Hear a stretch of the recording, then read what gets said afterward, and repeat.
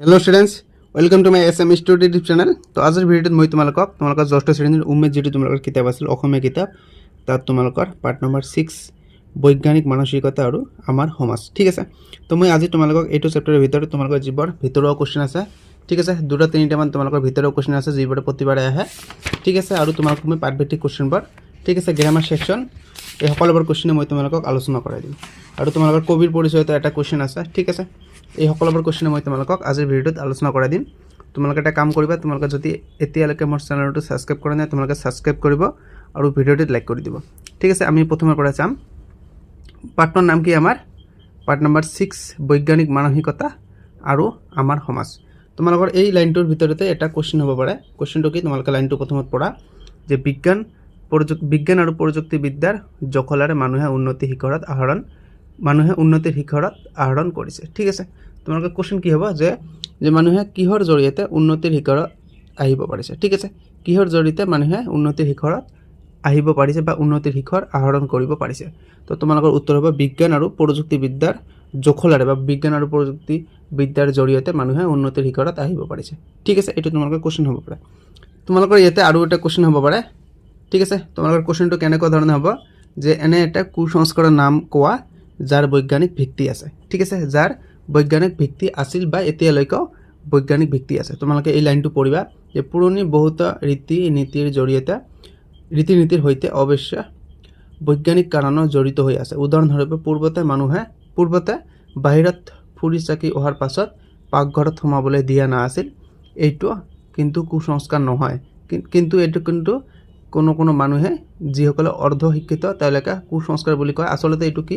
ইয়াৰ বৈজ্ঞানিক ভিত্তি আছে। ঠিক আছে, কি ভিত্তি? যে বাহিৰত পিন্ধা সাজবোৰত ধূলি মাকতিকে আদি কৰি বিভিন্ন বীজাণু লাগি আহিব পাৰে। ঠিক আছে, সেয়েহে গতিকে সেয়েহে সলাই কি কৈছে ইফালে দি আছে, গতিকে সলাই চাফ চিকুণকৈ পাকঘৰত সোমোৱাটোৱে স্বাস্থ্যসন্মত। ঠিক আছে, এইটো তোমালোকৰ কোৱেশ্যন দিব পাৰে এনেই যে এনে এটা কুসংস্কাৰৰ নাম লিখা যিয়ে আজিও সমাজত বৈজ্ঞানিক ভিত্তি লৈ আছে বা যাৰ আজিও সমাজত বৈজ্ঞানিক ভিত্তি আছে। ঠিক আছে, এইটো কি হ'ব যে পূৰ্বতে বাহিৰত ফুৰি চাকি অহাৰ পাছত পাকঘৰত সোমাবলৈ দিয়া নাছিল। ঠিক আছে, এইখিনি লিখিবা তোমালোকে উদাহৰণটো কিয় দিয়া নাছিল।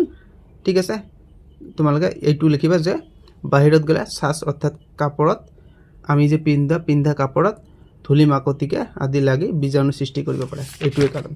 ঠিক আছে, আৰু ভিতৰৰ কোৱেশ্যন তোমালোকৰ নাহে, ইমান ভিতৰৰ কোৱেশ্যন নাই। আমি পাৰ্ট ভিত্তিক কোৱেশ্যন পৰা চোৱাৰ আগতে আমি তোমালোকৰ লিখকৰ পৰিচয়ৰ পৰা এটা কোৱেশ্যন আলোচনা কৰাই দিম। লিখকৰ পৰিচয়ত ইয়াতে তোমালোকক দিয়া আছে। তোমালোকৰ জন্ম চনটো মনত ৰাখিবা, ইয়াত তোমালোকৰ মৃত্যু চন দিয়া নাই, তোমালোকে এইটো মনত ৰাখিবা অকল। আনা গগৈ। ঠিক আছে, ডক্টৰ আনা গগৈ তোমালোকৰ এই চেপ্টাৰটিৰ লিখক আছিলে। ঠিক আছে, তো তোমালোকৰ এতিয়া কোৱেশ্যনটো কি হ'ব তোমালোকে পঢ়া। তেওঁৰ অৰ্থাৎ ডক্টৰ আনা গগৈৰ প্ৰকাশিত প্ৰবন্ধ সংকলনটোৰ নাম হল নতুন মাত্ৰা। তোমালোকৰ কোৱেশ্যন হ'ব কি? ডক্টৰ আনা গগৈৰ প্ৰকাশিত প্ৰবন্ধ সংকলনটোৰ নাম লিখা নতুন মাত্ৰা। তোমালোকে এইটো কোৱেশ্যন হ'ব পাৰে। ঠিক আছে, এইটো তোমালোকে মনত ৰাখিবা। ঠিক আছে, আৰু আমাৰ ভিতৰৰ কোৱেশ্যন নাই। তোমালোকে পাৰ্ট ভিত্তিক কোৱেশ্যন চোৱা। ইয়াতে কি দিছে যে তলত দিয়া প্ৰশ্ন নম্বৰ শুদ্ধ উত্তৰটো বাছি উলিওৱা। প্ৰথম কোৱেশ্যন কি হৈছে? সৰ্পই দংশন কৰিলে কি কৰা উচিত? চাৰিটা অপশ্যন দি আছে। চাফ চিকুণকৈ থকা উচিত, ৰাশিফল চোৱা উচিত, বেজৰ ওচৰলৈ যোৱা উচিত, ডক্টৰৰ ওচৰলৈ যোৱা উচিত। এইটো তোমালোকৰ শুদ্ধ অপশ্যন। ঠিক আছে, ডক্টৰৰ ওচৰলৈ যোৱা আছিল। আগত যুগৰ মানুহে কি কৈছিল? বেজৰ অৰ্থাৎ কবিৰাজৰ ওচৰলৈ গৈছিল। এইটো নহ'ব। ঠিক আছে, এইটো হ'ব ডক্টৰৰ ওচৰলৈ যোৱা উচিত। তাৰপিছত আমাক ছেকেণ্ড কোৱেশ্যন দিছে যে আমি ৰাশিফল চাই জন্মদিন কাম কিয় কৰিব নালাগে। ঠিক আছে, চাৰিটা অপশ্যন দিছে। ইয়াৰ ভিতৰত তোমালোকৰ শুদ্ধ অপশ্যন দিছে ইয়াৰ বৈজ্ঞানিক ভিত্তি নথকাৰ বাবে। ঠিক আছে, তো তোমালোকে গ নম্বৰ যিটো অপশ্যনৰ বৃত্ত আছে এইটো তোমালোকে সম্পূৰ্ণ কৰিবা। আগৰটোৰে তোমালোকে বৃত্তটো সম্পূৰ্ণ কৰি দিবা, খ নম্বৰটো তোমালোকে সম্পূৰ্ণ কৰি দিবা। ঠিক আছে, তাৰপিছত কি কোৱেশ্যন দিছে আমাক তোমালোকে এটা চোৱা যে তুমি ওপৰত দ্বিতীয় প্ৰশ্নৰ উত্তৰটো কিয় শুদ্ধ বুলি বাছি ল'লা, সহপাঠীৰ লগত আলোচনা কৰা। এই ধৰণৰ কোৱেশ্যন তোমালোকৰ এক্সামত নাহে। তথাপিও তোমালোকক মই কৈছোঁ তোমালোকে এইটোৱে পঢ়িবা যে মই ওপৰত দ্বিতীয় প্ৰশ্নৰ উত্তৰ শুদ্ধ বুলি বাছি ল'লোঁ। ইয়াৰ কাৰণ হৈছে মই পাঠটো পঢ়াৰ পিছত মই বুজিব পাৰিছোঁ যে এই কোৱেশ্যনটোৰ উত্তৰ এইটো। ঠিক আছে, বাছ এইখিনি লিখিলে হৈ গ'ল।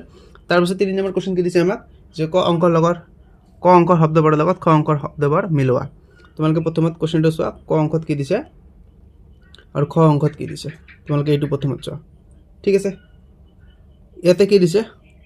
অনুসন্ধিৎসা। কি কৈছে প্ৰথমটো? অনুসন্ধিৎসু। ঠিক আছে, এইটো তোমালোকৰ কোনটো হ'ব? ইয়াত অনুসন্ধিৎসু হ'ব কৌতূহলী। ঠিক আছে, এইটো হ'ব।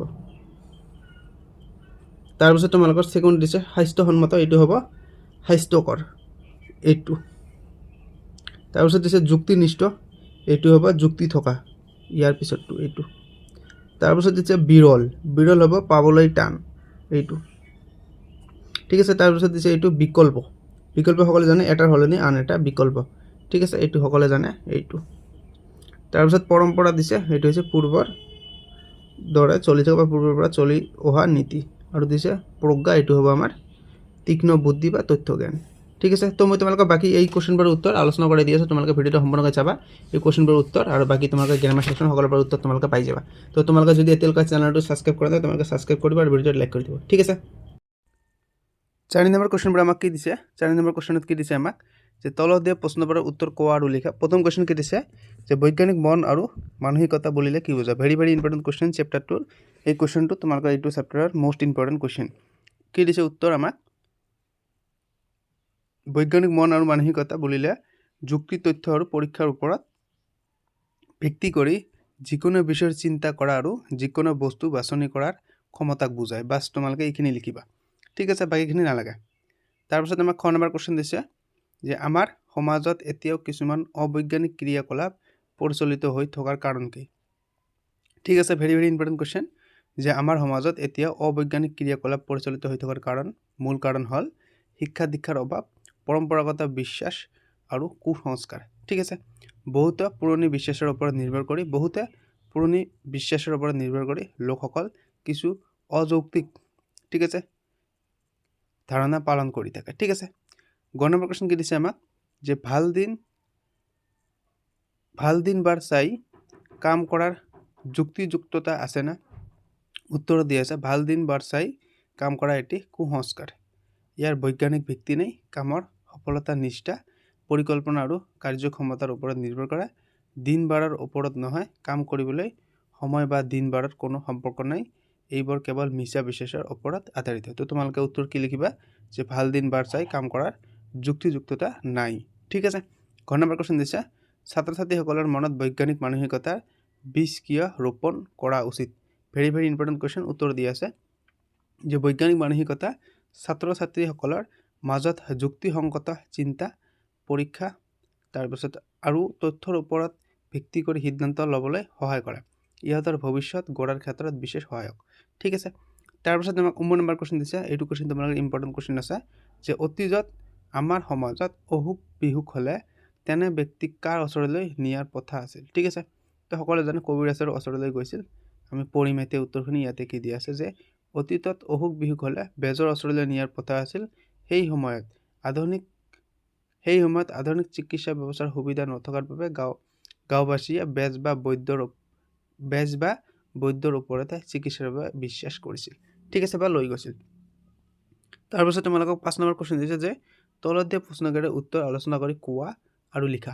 প্ৰথম কুৱেশ্যন কি দিছে আমাক, যে বাহিৰত ফুৰি চাকি অহা কাপোৰ কানিৰে পাকঘৰত সোমাবলৈ নিদিয়াৰ আঁৰত কি বৈজ্ঞানিক ভিত্তি লুকাই আছে। এইটো আমাৰ অতীজতো আছিল আৰু এতিয়াও আছে, ইয়াৰ বৈজ্ঞানিক ভিত্তি আছে। মই তোমালোকক উত্তৰখিনি কৈ দিছোঁ, মই তোমালোকক কিতাপতে অলপ আগতে আলোচনা কৰাই দিছোঁ। কি আছে, যে বাহিৰত ফুৰি অহা কাপোৰ কানিত ধূলি ধোৱা বীজাণু লাগি থাকিব পাৰে। এইবোৰ কাপোৰ লৈ পাকঘৰত সোমালে খাদ্য সামগ্ৰীৰ সৈতে সংযোগ হৈ ৰোগ সৃষ্টি কৰে। সেয়েহে স্বাস্থ্য আৰু পৰিষ্কাৰ পৰিচ্ছন্নতা ৰখাৰ বাবে এই নিয়মৰ বৈজ্ঞানিক ভিত্তি লুকাই আছে বা বৈজ্ঞানিক ভিত্তি আছে, ঠিক আছে। ইয়াৰ পিছত আমাক কি কুৱেশ্যন দিছে, খ নম্বৰ কুৱেশ্যন কি দিছে, যে বৈজ্ঞানিক মানসিকতাৰ গৰাকী হ'বলৈ শিক্ষিত হোৱাটো জৰুৰী নেকি। এজন মানুহ কেনেদৰে বৈজ্ঞানিক মানসিকতাৰ গৰাকী হ'ব পাৰে। ভেৰি ভেৰি ইম্পৰ্টেণ্ট কুৱেশ্যন, তোমালোকৰ এইটো 3-4 মাৰ্কৰ কাৰণে আহিব পাৰে। উত্তৰটো কিন্তু তোমালোকৰ ছুটিয়ে আছে। কি দিছে উত্তৰ, যে বৈজ্ঞানিক মানসিকতাৰ গৰাকী হ'বলৈ আনুষ্ঠানিক শিক্ষা সহায়ক হ'লেও ই আৱশ্যকীয় নহয়। এজন অশিক্ষিত ব্যক্তিয়ে যুক্তি, পৰ্যবেক্ষণ আৰু প্ৰমাণৰ আধাৰত চিন্তা কৰি বৈজ্ঞানিক মনোভাৱ গঢ়ি তুলিব পাৰে, ঠিক আছে। তোমালোকৰ ছুটি উত্তৰ, কিন্তু তোমালোকৰ এই কুৱেশ্যনটোৰ তোমালোকৰ নাম্বাৰ পাবা 3 মাৰ্ক, ঠিক আছে। গ নম্বৰ কুৱেশ্যন দিছে, যে সমাজ এখনৰ উন্নতিৰ বাবে অন্ধবিশ্বাস আৰু কুসংস্কাৰ কি বৰ্জন কৰিব লাগে। ভেৰি ভেৰি ইম্পৰ্টেণ্ট কুৱেশ্যন, ঠিক আছে। উত্তৰ কি দিছে, অন্ধবিশ্বাস আৰু কুসংস্কাৰ মানুহক অজ্ঞানতা আৰু ভয়ত ৰাখে। মানুহে প্ৰমাণ বা যুক্তিৰ অবিহনে কিছুমান কথা বিশ্বাস কৰে, যাৰ ফলত সঠিক সিদ্ধান্ত ল'ব নোৱাৰে। ই মানুহৰ চিন্তা শক্তিক বিকল কৰে আৰু সমাজত পিছপৰা কি কৈছে আৰু সমাজত পিছপৰা মনোভাৱ সৃষ্টি কৰে। এইবোৰে বিজ্ঞান শিক্ষা আৰু উন্নয়নক বাধা দিয়ে। কেতিয়াবা কুসংস্কাৰৰ ফলত মানুহৰ ওপৰত অন্যায়, হিংসা বা বেয়া আচৰণ কৰা হয়। সেয়েহে সমাজখন সুস্থ, শিক্ষিত আৰু উন্নত কৰিবৰ বাবে এই ধৰণৰ অন্ধবিশ্বাস আৰু কুসংস্কাৰ বৰ্জন কৰাটো অতি প্ৰয়োজনীয়। ঠিক আছে, তাৰপিছত আমাক ভাষা অধ্যয়ন দিছে গ্ৰামাৰ ছেকশ্যনবোৰ। তোমালোকে পেজ নম্বৰ কিতাপত বাহিৰ কৰিবা 66। তোমালোকে ভাষা অধ্যয়নৰ তলত এটা লাইন দি আছে, জানো আহা। তোমালোকে এইবোৰ পঢ়িবা। আমি পোনে পোনে কুৱেশ্যন নম্বৰ 6ত যাম। কি কৈছে কুৱেশ্যন নম্বৰ 6? 6 নম্বৰ কুৱেশ্যনত কি কৈছে? তলত দিয়া বিশেষ পদ বুজোৱা শব্দকেইটাত ইক প্ৰত্যয় যোগ কৰি ইয়াৰ বিশেষণ ৰূপটো লিখা। ঠিক আছে, উপন্যাস দি আছে আমাৰ কিতাপত, উপন্যাসিক উত্তৰ ইয়াৰ। ঠিক আছে, বিশেষৰ বিশেষণ তোমালোকে ইয়াৰ পৰা কৰি ল'বা, সিদ্ধান্ত কৰি ল'বা তোমালোকে যে প্ৰথমটো উপন্যাস দি আছে বিশেষৰ বিশেষণ হৈছে উপন্যাসিক। ঠিক আছে, উত্তৰ পৰা মই তোমালোকক বাকী উত্তৰ পৰা কৈ দিছোঁ। ইতিহাস ঐতিহাসিক, শিক্ষা শিক্ষা অনুষ্ঠান, বাণিজ্য বাণিজ্যিক, ভূগোল ভৌগোলিক। ঠিক আছে, তাৰপিছত আমাৰ কুৱেশ্যন নম্বৰ 7 কি দিছে? তলত দিয়া শব্দজোৰাৰ আৰ্হিত বাক্যত থকা শব্দপাতিৰ বিপৰীত অৰ্থ বুজোৱা শব্দ লিখা। বৈজ্ঞানিক অবৈজ্ঞানিক হ'ব। তোমালোকক এটা উদাহৰণ দিছে। তো সময় কি হ'ব? সময় হ'ব অসময়, সাধু অসাধু, ন্যায় অন্যায়। ঠিক আছে, উজ্জীৱিত ক্লান্ত উজ্জীৱিত, শান্ত অশান্ত, ভয় সাহস। ঠিক আছে, তাৰপিছত তোমালোকক আৰু 67 পেজত জানো অহা এটা দিছে। ঠিক আছে, তোমালোকে জানো অহাটো পঢ়িবা। ইয়াতে তোমালোকক উদাহৰণ দিছে, তোমালোকে এই দুটা পঢ়িবা যে প্ৰৱণতা, মানসিক যোগতা, মানসিকতা। ঠিক আছে, কুৱেশ্যন নম্বৰ 8 কি দিছে? উদাহৰণৰ দ্বাৰা তলত দিয়া শব্দকেইটাৰ গুণবাচক বিশেষ্য ৰূপটো লিখা। সৰল সৰলতা এটা উদাহৰণ দি আছে। তো নম্ৰতা হ'ব। ঠিক আছে, নম্ৰতা হ'ব। তাৰপিছত দৃঢ়তা, দুৰ্বল দুৰ্বলতা, ভদ্ৰতা, উচ্চতা হ'ব। ঠিক আছে, এইটো হ'ব। তাৰপিছত কুৱেশ্যন নম্বৰ 9 দিছে আমাক, পাত্ৰত বৰ বিলাক সমূহখিনি সকল আদি যোগ হৈ বহু বচন বুজোৱা শব্দবোৰ বিচাৰি উলিয়াই লিখা। মানুহবোৰ দি আছে আমাক। ঠিক আছে, উত্তৰত আমাক মানুহবোৰ দি আছে। এইবোৰ তোমালোকৰ এক্সামত নাহে জেনেৰেলি। ঠিক আছে, মানুহবোৰ ঘৰবিলাক দি আছিল আমাৰ পাঠত, ছাত্ৰ ছাত্ৰীসমূহ দি আছে, গাঁওখিনি দি আছে, ল'ৰাসকল। এইবোৰ আমাৰ কিতাপৰ ভিতৰত দি আছে। তাৰপিছত তোমালোকক জ্ঞান সম্প্ৰসাৰণৰ তলত এটা জানি থোৱা অহা দিছে এটা বাকচৰ ভিতৰত। তোমালোকে এই বাকচৰ ভিতৰত যিখিনি কথা আছে এইখিনি কথা তোমালোকে পঢ়িবা। দুটা বাকচ দি আছে, দুটা বাকচত তোমালোকে ৰিডিং মাৰিবা 67 পেজত। ঠিক আছে, ইয়াৰ পিছত কুৱেশ্যন নম্বৰ 10 কি দিছে আমি এইটো পঢ়িম। কুৱেশ্যন নম্বৰ 10 কি দিছে? যে বাপুকণ আৰু আইমনিয়ে কৰা কামৰ ভিতৰত কাৰ কামত বৈজ্ঞানিক ভিত্তি আছে? যুক্তি সহকাৰে লিখা। বাপুকণৰ ঠাইত তুমি হোৱা হ'লে কি কৰিলাহেঁতেন? Very very important question. ঠিক আছে, উত্তৰ দিছে বাপুকণ আৰু আইমনিয়ে কৰা কামৰ ভিতৰত আইমনিৰ কামত বৈজ্ঞানিক ভিত্তি আছে, কাৰণ যাত্ৰাৰ সময়ত মেকুৰী পাৰ হোৱা মানে বিপদ হ'ব বুলি কোৱা কথা কেৱল অন্ধবিশ্বাস। ঠিক আছে, ইয়াৰ পিছত কোনো বৈজ্ঞানিক কাৰণ নাই, কিন্তু আইমনিয়ে এই কথাত বিশ্বাস নকৰি নিজৰ সময় বচাই বাছত উঠি বিদ্যালয় গ'ল। ফলত সময়মতে পৰীক্ষাত উপস্থিত হৈ ভাল ফলাফল লাভ কৰিব পাৰিলে। সেয়েহে আইমনিৰ কাম বৈজ্ঞানিক দৃষ্টিৰে সঠিক। ঠিক আছে, বৈজ্ঞানিক দৃষ্টিৰে সঠিক। তাৰপিছত দি আছে কি? বাপুকণৰ ঠাইত মই হোৱা হ'লে মই আইমনিৰ দ্বাৰা অন্ধবিশ্বাস নকৰি বাছত উঠিলোহেঁতেন। ঠিক আছে, তো বাকী তোমালোকৰ আৰু কুৱেশ্যন নাই। গ্ৰামাৰ ছেকশ্যন আমাৰ ইয়াতে শেষ। ঠিক আছে, তো আমাৰ ভিডিঅ' আজি এইখিনিয়ে। Bye bye, take care. যদি তোমালোকক ভিডিঅ'টো ভাল লাগে তোমালোকে ভিডিঅ'টো লাইক কৰিবা আৰু চেনেলটো ছাবস্ক্ৰাইব কৰিবলৈ নাপাহৰিবা। ঠিক আছে।